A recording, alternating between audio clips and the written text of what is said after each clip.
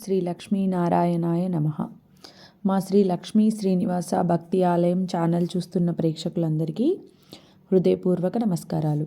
ఈరోజు వీడియోలో మనము గురువారం రోజున దత్తాత్రేయ స్వామివారికి గురువారం అంటే చాలా ప్రీతికరం. ఈ రోజున స్వామివారి అనుగ్రహం మనం పొందాలంటే, మనకున్న కష్టాలన్నిటి నుండి మనం విముక్తి కలగాలి అని అంటే, మనం సంతోషంగా ఉండాలి, ఎలాంటి కష్టాలు లేకుండా అంటే ఈ కథను వినాల్సిందే. ఈ కథను వినడం ద్వారా మనకున్న కష్టాలన్నీ ఆ దత్తాత్రేయ స్వామి తొలగిస్తాడు. ఇప్పుడు కథలోకి వెళ్దాం. భక్తి శ్రద్ధలతో ఈ కథని వినండి. పూర్వం జంబాసూరుడు అనే రాక్షసుడు ఘోర తపస్సు చేసి బ్రహ్మదేవుణ్ణి మెప్పించి అనేక దివ్యవరాలు పొందాడు. ఆ పరమేశ్వరుడిని మెప్పించి అనేక దివ్య ఆయుధాలు కూడా పొందాడు. అయితే వీటి వలన అతనికి విపరీతమైన అహంకారం పెరిగిపోయింది. అతనికి మొత్తం సమస్త లోకాలను జయించాలని, అందరినీ ఓడించాలని అనుకున్నాడు. సకల సంపదలు సమకూర్చుకోవాలని రాక్షసులనందరినీ తీసుకొని యుద్ధానికి బయలుదేరుతాడు. స్వర్గలోకం, మధ్యలోకం, పాతాళ లోకంలోకి లక్షల మంది రాక్షసుల్ని తీసుకొని దండయాత్రకు బయలుదేరుతాడు. ముందుగా సరాసరి స్వర్గలోకాన్ని చుట్టుముడతాడు. దేవతలకు అసురులకు భీకరమైన యుద్ధం కొన్ని సంవత్సరాల పాటు జరుగుతూనే ఉండేది. జంబాసూరుడికి ఉన్న వరం వల్ల జంబాసూరుడు అతని సైన్యం బలపడుతూ ఉంటే, దేవతలు మరియు వారి సైన్యం మాత్రం క్షీణిస్తూ ఉంది. చివరికి దేవతలు స్వర్గలోకాన్ని విడిచిపెట్టి వెళ్ళిపోయారు. అప్పుడు జంబాసూరుడు స్వర్గ సింహాసనాన్ని అధిష్ఠించాడు. తలా ఒక దిక్కుగా పారిపోయిన దేవతలు చివరగా ఒక పర్వతం దగ్గర గుమికూడారు. అది వాలకిల్యాది మహర్షులు ఉండే ప్రాంతం. దేవతల గురువైన బృహస్పతి కూడా అక్కడికే చేరుకున్నాడు. అందరూ కూడా స్వర్గలోక సింహాసనాన్ని ఏ విధంగా దక్కించుకోవాలి అనే దాని గురించి ఆ మహర్షులతో చర్చించసాగారు. స్వర్గలోకాన్ని మరలా సంపాదించుకోవాలంటే ఆ విష్ణుమూర్తిని శరణు వేడుకోవాలి. అయితే అది ఒక్కటే మన ముందున్న కర్తవ్యమని వాళ్ళందరూ నిర్ణయించుకుంటారు. అయితే ఆ చతుర్భుజుడు ఇప్పుడు దత్తాత్రేయుడుగా అవతరించి సహ్యాద్రి సీమలో విహరిస్తున్నాడని మహర్షులు చెప్పుకుంటుంటారు. అయితే అతడు మదవతి మధ్యాలోలుడై నింద్యాచారుడుగా కనిపిస్తాడని, సాక్షాత్తు మధ్యవతి లక్ష్మీదేవియే అని, ఆ మధ్యవతి సాక్షాత్తు లక్ష్మీదేవియే అని, అతన్ని ప్రసన్నం చేసుకోవడం చాలా కష్టమని చెప్పి మహర్షులు అయినా సరే ప్రయత్నించమని చెప్పి మహర్షులు ఆదేశిస్తారు. దేవతలందరినీ ఆశీర్వదించి పంపిస్తారు. ఇక బృహస్పతి ముందు నిలుపుకొని ఇంద్రాది దేవతలు సహ్యాద్రి కనుమకు చేరుకుంటారు. చాలా విధాలుగా తిరిగి ఎలాగైతేనేమి చివరికి దత్తాత్రేయుడు ఉండే ఆశ్రమాన్ని పట్టుకుంటారు. ఆ ఆశ్రమంని చూడగానే ఆశ్రమం మధ్యలో ఉన్న చలవ పందిరి, సుగంధ పరిమళాలను వెదజల్లుతున్నటువంటి పూల తోరణాలు, బంగారు జరి నగిషీలు పొందుపరిచినటువంటి మేలుకట్టు చాందినీలు, మధ్య భాగంలో పద్మకర్ణిక లాంటి మెత్తటి వితర్ణిక, పద్మకర్ణిక ఆకారంలో ఉన్న ఒక మెత్తని వితర్ణిక, దాని మీద దత్తాత్రేయుడు ఒక బామకి వీపు ఆనించి కూర్చున్నాడు. ఎడమ చేతిని ఒక బామామని పట్టుకొని ఉంది. కుడి చేతిలో బంగారు జపకం, చుట్టూ గంధర్వ లాంటి అప్సరసలు కూర్చొని ఉన్నారు. ఆ చుట్టూ ఉన్న గంధర్వ అప్సరసలు వాయిద్యాలు వాయిస్తూ ఉన్నారు. కమ్మనైన గీతాలను ఆలపిస్తూ ఉన్నారు. వాళ్ళతో పాటు అప్పుడప్పుడు గొంతు కలుపుతూ తాళం వేస్తూ దత్తయోగి ఆనంద పరవశుడవుతూ ఉన్నాడు. మద్యం అతి ఎక్కువగా సేవించడం వల్ల ఎరుపెక్కిన కన్నులు, ఒళ్ళు మొత్తం తూలుతూ కూర్చున్నాడు. చేతిలో ఉన్న మందు జపకం జారిపోతూ ఉంటే నారీలలమ అందుకుంటుంది. కింద పడిపోకుండా నారీలలమ అందుకుంటుంది. తానే స్వయంగా దత్తస్వామి నోటికి ఆ మద్యాన్ని అందిస్తుంది. తూలుతూ ఉన్నాడు. ఇంద్రాది దేవతలకు దత్తాత్రేయుడు ఈ విధంగా దర్శనమిచ్చాడు. ఇంద్రాది దేవతలు ఒక్కసారిగా దత్తాత్రేయాన్ని అలా చూసి ఆశ్చర్యపోయారు. అందరూ ఒకరినొకరు కనుసైగ చేసుకుంటున్నారు. దేవతలందరూ ఇంద్రుడితో సహా అందరూ ఎవరి పనిలో వాళ్ళు నిమగ్నమైపోయారు. ఇక ఇంద్రుడు దత్తాత్రేయుడికి కాళ్ళు పట్టడం లాంటి పనులు చేస్తూ ఉన్నాడు. దత్తాత్రేయుడికి అన్ని సేవలు భక్తి శ్రద్ధలతో ఇంద్రుడు చేస్తూ ఉన్నాడు. ఆ ఆశ్రమంలో ఉన్నవారికి ఒక్కసారిగా ఇంతమంది సేవకులు ఎందుకు వచ్చారో, ఎందుకు వచ్చి పడ్డారో ఎవ్వరికీ అర్థం కావట్లేదు. అర్థం కాకపోయినా కూడా ఎవ్వరూ ఎవరిని అడగట్లేదు. అందరూ వాళ్ళ మనసులోనే అనుకుంటున్నారు, ఎవరు వీరంతా అని. అందరూ అందరితోని హాయిగా సేవలు చేయించుకుంటూ ఉన్నారు. ఎవరిని ఎవరూ అడగట్లేదు, ఆనందిస్తూ ఉన్నారు. ఒకనాటి ఉదయం దత్తయోగికి ఒక అనుమానం కలిగింది. ఎవరు వీళ్ళు అని అనుకున్నాడు. అప్పుడు తన ఆంతరంగిక సేవకుడైన ఇంద్రుడిని పిలిచి, ఎవరు మీరు, ఎక్కడి నుంచి వచ్చారు, ఎందుకు ఇక్కడికి వచ్చారు అని ప్రశ్నించాడు. మిమ్మల్ని చూస్తుంటే దేవతల్లా అనిపిస్తున్నారు. మీ వినయ విధేయతలతో మమ్మల్ని, సేవలతో మమ్మల్ని చాలా ఆనందపరిచారు. మీరు చేసే సేవలతో మేము ఆనంద పరవశులం అవుతున్నాము. కానీ మీరు ఎందుకోసం ఈ సేవలు చేస్తున్నారు? ఏమి ఆశించి మా దగ్గర మీరు ఈ సేవలు చేస్తున్నారు? ఎవరు మిమ్మల్ని నాకు ఈ సేవల్ని చేయమన్నారు అని ప్రశ్నించాడు. ఈ విధంగా దత్తుడు ప్రశ్నిస్తూ ఉన్నాడు. అప్పుడు ఇంద్రుడు దత్తుడి దగ్గరికి ఇంకా కొంచెం దగ్గరగా వచ్చి సాష్టాంగ నమస్కారం చేస్తున్నాడు.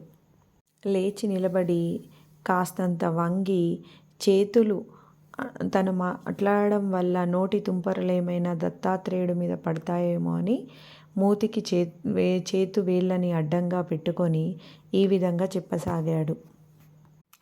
దత్త యోగేంద్ర, మీకు అన్నీ తెలుసు. అన్నీ తెలిసి మీరు మమ్మల్ని ఈ విధంగా ప్రశ్నించడం విడ్డూరంగా ఉంది. అయినా కానీ మీరు అడిగారు కాబట్టి నేను తప్పకుండా చెప్పాలి. మనవి చేస్తున్నాను స్వామి, నేను దేవేంద్రుడిని. ఇక్కడ ఉన్న పరిచారకులంతా కూడా దేవతలు. జంబాసురుడు స్వర్గలోకంలోకి అడుగుపెట్టి మమ్మల్ని అందరినీ పారద్రోలాడు. స్వర్గ సింహాసనంని ఆక్రమించుకున్నాడు. మేమంతా కూడా దిక్కు తోచకుండా, ఎక్కడికి వెళ్ళాలో అర్థం కాకుండా, దిక్కు తోచక ఏం చేయాలో పాలుపోక ఆలోచించుకుంటూ మేము ఆ స్వర్గంని వదిలి తిరుగుతూ ఉన్నాము. కాబట్టి తర్వాత మీరు మీ దర్శనం చేసుకున్న తర్వాత మీరు ఎప్పటికీ కనికరిస్తారు. ఈ సమస్యకి పరిష్కారం మీరు మాత్రమే చూపగలరని మీ దగ్గరికి వచ్చాము ప్రభు. ఈనాటికి మీకు దయ కలిగింది. మహాప్రభు, ఆ జంబాసురుని ఓడించి మా రాజ్యాన్ని మాకు ఇప్పించండి. యజ్ఞయాగాది క్రతువులు ఎప్పుడు వాళ్ళే కొనసాగేలా మమ్మల్ని దీవించండి. దానికి మీరొక్కరే సమర్థులు. ఇంకా ఎవరి వల్ల కూడా అది జరగదు. కాబట్టి అనుగ్రహించండి స్వామి. అప్పుడు దత్తయోగి, ఏమిటి, నువ్వు దేవేంద్రుడివా? వీరంతా దేవతల అష్టదిక్పాలకుడివి. నీ సేవలు నేను పొందడమా? నీతో సేవ చేయించుకోవడమా? అపచారం. నేను ఒక సాధారణ తపస్విని, అందులోనూ ఆచార భ్రష్టుణ్ణి. నీ సేవలు నేను పొందడం కానీ, మా ఆశ్రమ వాసులు మీ దేవతల సేవలు పొందడం కానీ, నేను నీ సేవలు పొందడం కానీ తగని పని. తెలియక జరిగిన పొరపాటు. ఈ క్షణం నుండి మీరందరూ కూడా సేవలు విరమించండి. మీ రాజ్యాన్ని జంబాసురుడు ఆక్రమించాడని అంటున్నావు. కాబట్టి నీ రాజ్యాన్ని మీరు తిరిగి పొందేలా మేము తప్పకుండా సహకరిస్తాము. మీకు తెలుసు కదా మేము ఎంతటి యుద్ధ వీరులమో. అందుచేత మీ వెంట మేము రాలేము, కానీ మీ వెనకాల ఉంటూ మీకు క్షతగాత్రులకు సేవలు అందించగలం. ఈ మాత్రం సహకారం అందించడానికి మేమంతా ఎప్పటికీ సిద్ధమే. నిజానికి ఇది మా అదృష్టంగా భావిస్తాము. దీనికి మీరు అభ్యర్థించాలా? ఆజ్ఞాపించండి చాలు. అంతటి సువర్ణ అవకాశం మాకు కల్పించండి. దేవతలకు సహకరించడం కన్నా ఒక తపస్వికి గొప్ప ఏముంటుంది అని అనగానే ఇంద్రుడు, దత్తయోగేశ్వర, మాటలతో మమ్మల్ని మభ్యపెట్టాలని చూస్తున్నావు దత్తయోగేంద్ర అని ఇంద్రుడు అంటున్నాడు. ఇప్పటికే మేము చాలా విధాలా కష్టపడుతున్నాము. కాపాడవలసిన స్వామియే పరాచకాలాడితే మేమేం చేయగలం? మీరు అనుగ్రహిస్తేనే ఆ స్వర్గలోకం మాకు దక్కుతుంది. లేదంటే మీ సేవలో ఎప్పటికీ ఇలాగే ఉండిపోతాము, ఇక్కడే ఉండిపోతాము. ఇంతకన్నా గొప్ప ఆనందమేమీ ఆ సింహాసనంలో లేదు. కాకపోతే నా విధులు నేను నిర్వహించాలి. యజ్ఞయాగాది క్రతువులు సరైన సమయంలో జరిపించాలి. ఈ బాధ్యతలన్నింటినీ కూడా అలనాడు మీరందరూ కలిసి మాకు అప్పగించారు కదా. అందువల్ల రాక్షసాంతమైన ఆ స్వర్గసీమను నాకు తిరిగి అప్పగించమని మిమ్మల్ని అర్థిస్తున్నాను ప్రభు. దయతలచి ఆ స్వర్గసీమను మాకు అందించండి ప్రభు. మీరు నాతో ఆడుకుంటున్నారు స్వామి. నా అదృష్టం అలా ఉంది, ఏం చేయను స్వామి. నన్ను నమ్ముకొని ఈ దేవతలందరూ కూడా ఉన్నారు. ఈ దేవతలందరూ కూడా అగచాట్లు పడుతూ ఉన్నారు అని ఇంద్రుడు చెప్తున్నాడు. దానికి దత్తాత్రేయుడు, దేవేంద్ర, నా మాటల్ని తప్పుగా అర్థం చేసుకుంటున్నావు. నిన్ను నొప్పించాలని కానీ నీతో పరాచకాడాలని కానీ నా ఉద్దేశం కాదు. నేను అంతటి వాడిని కాదు. నీతో పరాచకాలాడడానికి నేనేమైనా ఉపేంద్రుడినా? కేవలం సాధారణ తపస్విని. ఇన్ని రోజుల నుండి మీరు చూస్తున్నారు కదా నా దినచర్య. ఇంతటి భ్రష్టాచారున్నో మీరు గమనించే ఉంటారు. మద్యం అతిగా సేవించేవాడిని, మదవతిలోనుణ్ణి, యోగం తెలియని వాడిని. ఈపాటి ఇంద్రియాలకు సహకరించని నేను ఇంద్రుడికి సహకరించేవాడినా? ఇంద్రియాలను నా యొక్క ఇంద్రియాలను నేను నియంత్రణలో ఉంచుకోలేని వాడిని నేను ఇంద్రుడికి సహాయం చేయడమా అని దత్తేశ్వరుడు అంటున్నాడు. ఆ రాక్షసుడేమిటో, ఆ యుద్ధాలేమిటో మీరే చూసుకోండి. మేము కేవలం క్షేత్రఘాతులైన వారికి సేవలు అందిస్తాము. స్వామి, ఇకనైనా మీరు మమ్మల్ని కనుకరించండి స్వామి. ఇదంతా మీ మాయ అని నాకు తెలుసు. మీరు జగన్నాథుడు, శ్రీమన్నారాయణుడు, నారీలాలమ్మ, సాక్షాత్తు లక్ష్మీదేవి. మీరు ఇదంతా ఈ మద్యపానము ఇవన్నీ కూడా కేవలం మీ మాయ మాత్రమే. స్వామి, నువ్వెంతగా భక్తుల్ని పరీక్షిస్తావో, వాళ్ళని ఎంతగా బురుడీలు కొట్టిస్తావో నాకు బాగా తెలుసు స్వామి. ఎవరు నువ్వు, నాకెందుకు సేవలు అందిస్తున్నావు అని మీరు అడిగినప్పుడు ఇది కూడా ఒక పరీక్షలా భావించాను. కానీ ఇంకా పరీక్ష ముగియలేదని అర్థమవుతుంది. స్వామి, మీరు సంకల్పించాలి కానీ ప్రతీదీ మీ ఆధీనంలోనే ఉంటుంది. ఈ దీనుణ్ణి కనికరించండి స్వామి అని ఇంద్రుడు వేడుకోసాగాడు. ఎంతోమందిని సంహరించిన మీరు, ఎంతోమందిని కనికరించిన మీరు జంబాసురుణ్ణి హతమార్చడము పెద్ద విషయం కాదు స్వామి మీకు. కానీ మీకు ఇంకా కూడా మా సేవలు అవసరం ఉంటే ఇంకా కొంతకాలం ఇక్కడే మేము సేవలు చేస్తూనే బతుకుతుంటాము. ఇలాగే మీకు ఇంకా కొంతకాలం సేవలు చేసే అదృష్టాన్ని కల్పించు. అంతేకాని మాతో పరాచకాలు ఆడకండి స్వామి అని ఇంద్రుడు చెప్తున్నాడు. ఇంద్రుడు బాధపడుతూ, స్వామి ఇంకా మమ్మల్ని పరీక్షించొద్దు స్వామి, తట్టుకునే శక్తి మాకు లేదని మళ్ళీ తిరిగి పాదాలపైన సాష్టాంగ నమస్కారం చేసి వేడుకోగలిగాడు. అప్పుడు దత్తుడు భుజాలను లేపి ఇంద్రుడిని లేపి, సచీపతి, ఆందోళన చెందవద్దు. నీ శత్రువులను పారద్రోలి నీ సింహాసనాన్ని నీకు అప్పగించే బాధ్యత నాది. ఆ ఇంద్రలోకాన్ని, స్వర్గలోకాన్ని మీ చేతికి అప్పగిస్తాను. కానీ ఆ జంబాసూరుడు, ఆ రాక్షసులు నాకు కనిపించేలా చెయ్యి అని చెప్పాడు స్వామివారు. మీకు శుభం కలుగుగాక అని చెప్పి పంపించాడు. ఇంద్రుడు, దేవతలు ఇక బయలుదేరారు.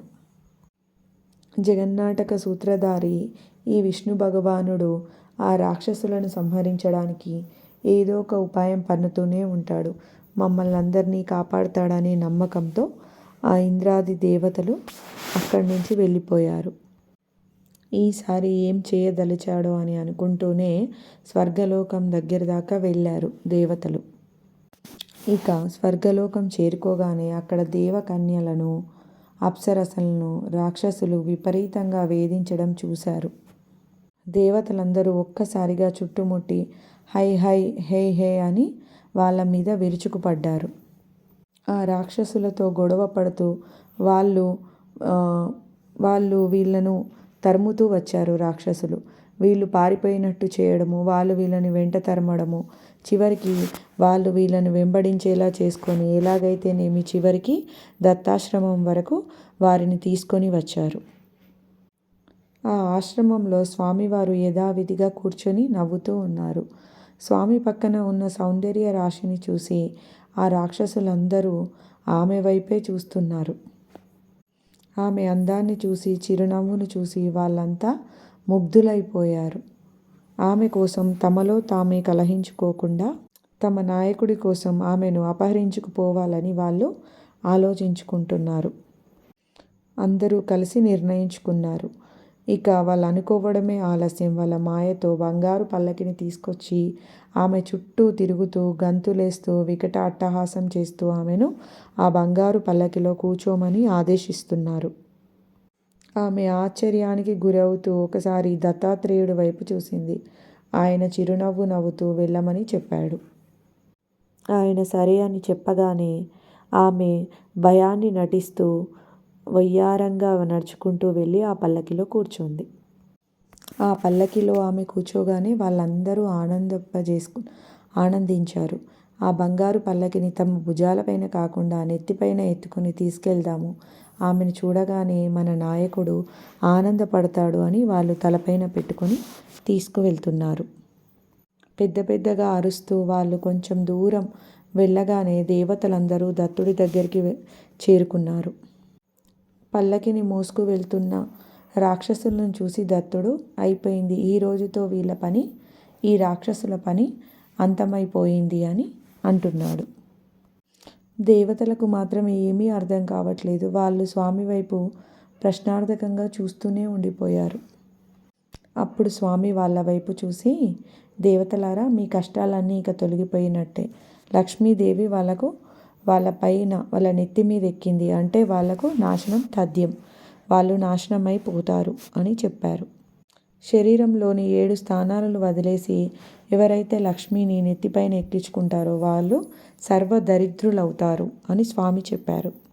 సామ్రాజ్యలక్ష్మి, విజయలక్ష్మి తప్పకుండా మిమ్మల్ని వరిస్తుంది. ఇదే తథ్యం, ఇదే సరైన సమయం. మీరు శస్త్ర అస్త్రాలతో, ఆయుధాలతో మీరు రాక్షసులపైన విరుచుకుపడండి. ఇప్పుడు వారు నిర్వీర్యులై ఉన్నారు. మీరు మీ ఆయుధాలతో వెంటనే బయలుదేరండి అనగానే దేవతలందరూ తమ అస్త్రాలను తీసుకొని, ఆయుధాలను తీసుకొని బయలుదేరారు. దొరికిన వారిని దొరికినట్టుగా చావబాదారు. ఆ రాక్షసులలో ఒక్కరు కూడా ప్రతిఘటించలేదు. అందరూ కూడా తూలుతూ ఉన్నారు. అందరూ నీరసంగా వేలాడుతూ ఉన్నారు. జీవచ్ఛవాలుగా మారుతూ ఉన్నారు. దేవతలు ఆనందంతో అరటి చెట్లను నరికేసినట్టుగా తెగ నరికేశారు. చివరిగా స్వర్గం వరకు చేరుకున్న తర్వాత జంబాసురుడు కూడా ఇంద్రుడి యొక్క వజ్రాయుధంకు నేల కొరిగాడు. ఇక లక్ష్మీదేవి ఆ బంగారు పల్లకి నుండి ఎగిరి వచ్చి దత్తుడి చెంతకు చేరుకుంది. ఇక దేవేంద్రుడు తన సింహాసనాన్ని అధిష్ఠించాడు. ఇక వెంటనే ఇంద్రుడు, దేవతలందరూ కూడా కలిసి వచ్చి దత్తుడి వద్దకు వచ్చి అందరూ సాష్టాంగ నమస్కారాలతో నమస్కరించుకున్నారు. దత్తాత్రేయుడు ఎంతగానో సంతోషించి ఇంద్రుడిని, దేవతలని ఆశీర్వదించి పంపించాడు. ఈ విధంగా దత్తాత్రేయ స్వామివారు ఆ జంబాసురుడి బాధను ఇంద్రాది దేవతలకు లేకుండా చేశాడు. ఇది దత్తాత్రేయ స్వామివారి మహిమ. ఈ కథను విన్నవారికి సర్వ కష్టాలు తొలగిపోయి లక్ష్మీదేవి ఆశీర్వాదంతో అనేక రకాలైన ధనము, ధాన్యము లాంటివి లభిస్తాయి. సర్వే జనాః సుఖినో భవంతు.